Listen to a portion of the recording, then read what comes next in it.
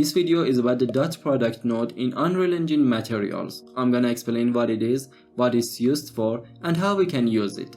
So let's do it. You can download the project file of this video on my Patreon. I'll put the link in the description below. Dot product node. Right click in the material graph and search for dot product. Two results will come up, but they're the same node. So let's add it. It has two inputs, one output, and nothing here in the details tab. This section here adds a description to the node. All the nodes have it. We can also right click on the node and add the description from here. So what does it do? It computes the dot product of two vectors. Basically, it takes two vectors and returns a scalar. Mathematically, there are two ways to calculate the dot product of vectors. The first one is to break down the components, multiply them, and add them together. And the second one is to multiply the length or the magnitude of each vector and then multiply the result by the cosine of the angle between them.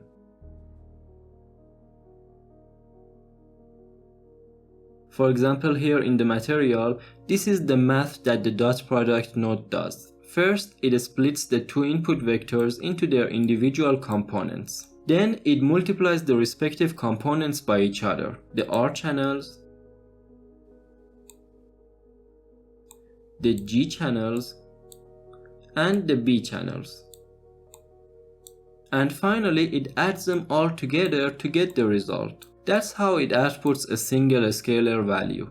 In materials, dot product is used for computing falloff, but it isn't just a material node. It's one of the most used mathematical operations, and its importance isn't what it is, but rather what we can do with it. Here are just a few use cases for dot product in Unreal Engine.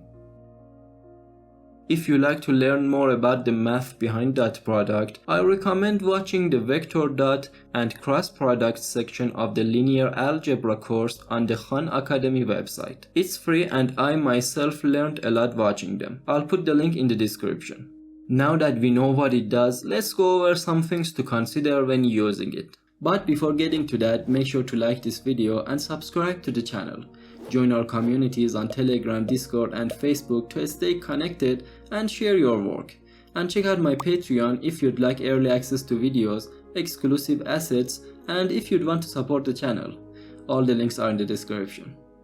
Considerations.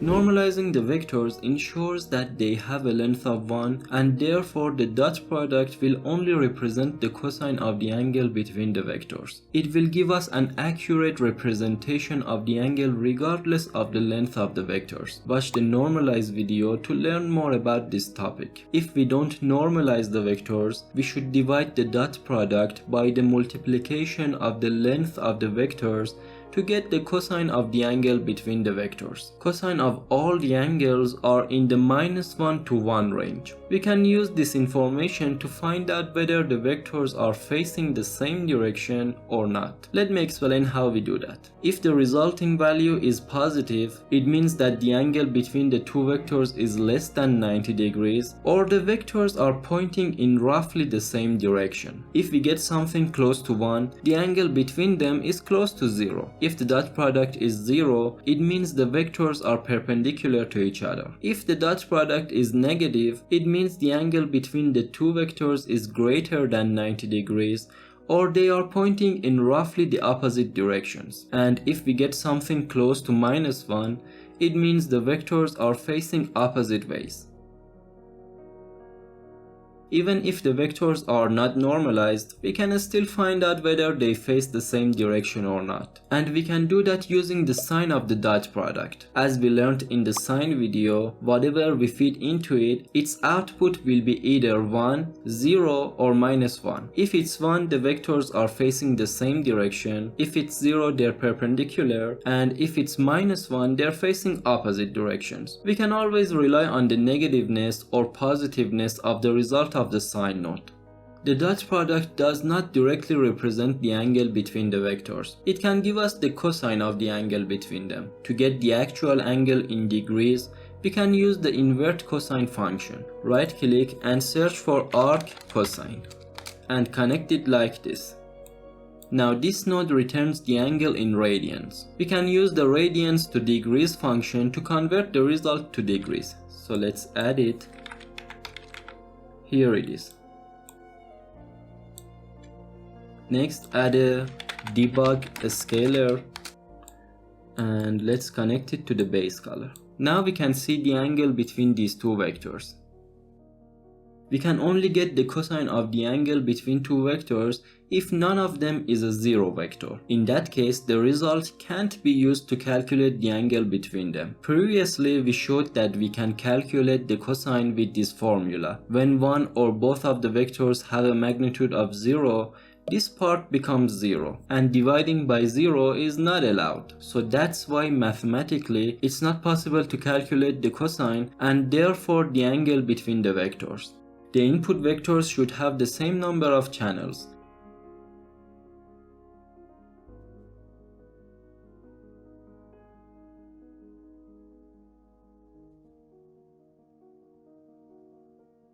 Examples.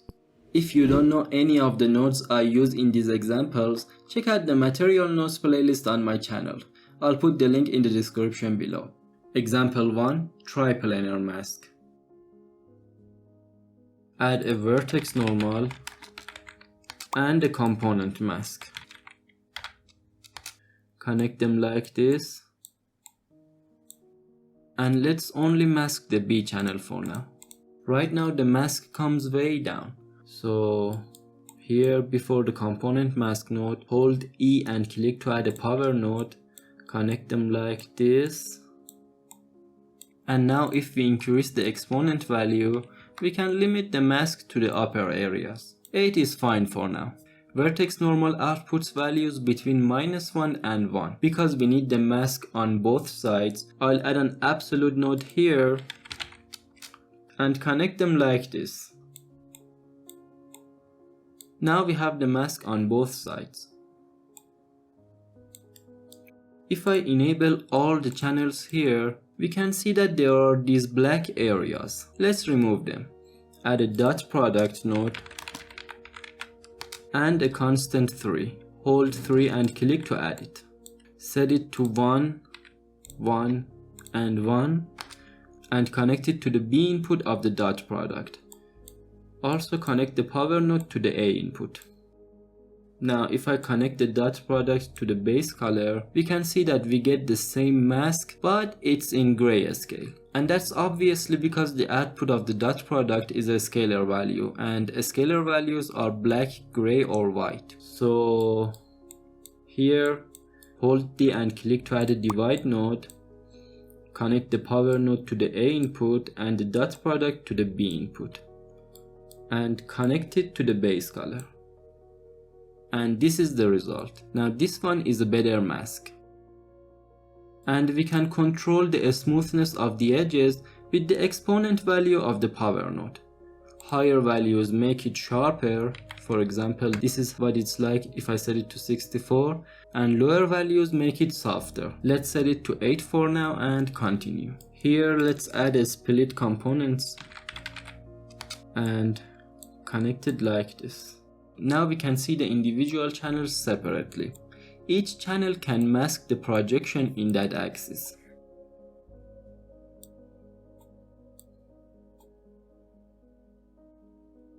Example 2. Fresnel effect. The Fresnel effect creates a glowing rim or outline around objects, often seen in glass, water, or energy shields. Unreal has the Fresnel node built into it. Dot product is used behind the scenes to create it. We can actually create it ourselves. We should get the dot product of the view direction and the surface normal. So let's add the vertex normal and the camera vector.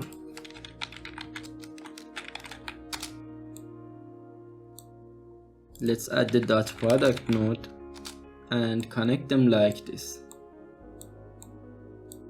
Add a clamp node and set the min value to -1.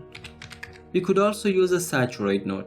In this case I don't care about the negative values. Hold O and click to add a 1- node and connect them like this. Now if I connect it to the base color, we can see that we get the Fresnel effect.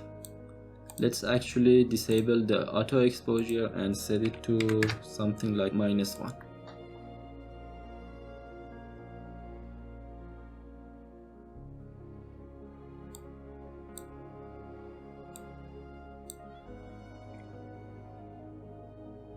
Example 3. Desaturate textures.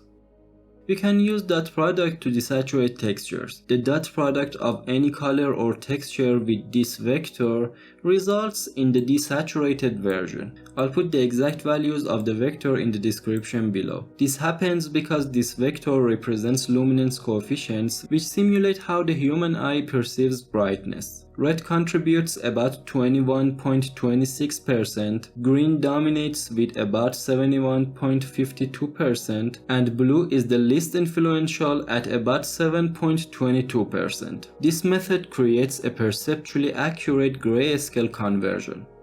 Example 4. Selecting texture channels.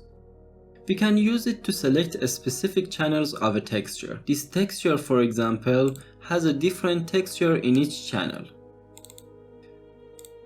This is the R channel, this is the G channel, and this is the B channel.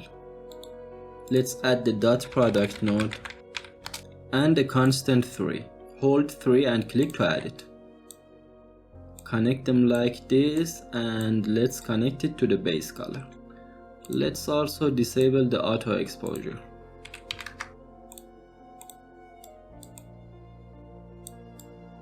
Now using this constant, we can set which channel to use. Any channel I set to 1 will be outputted by the dot product. So if I set the R channel to 1, it will output the R channel.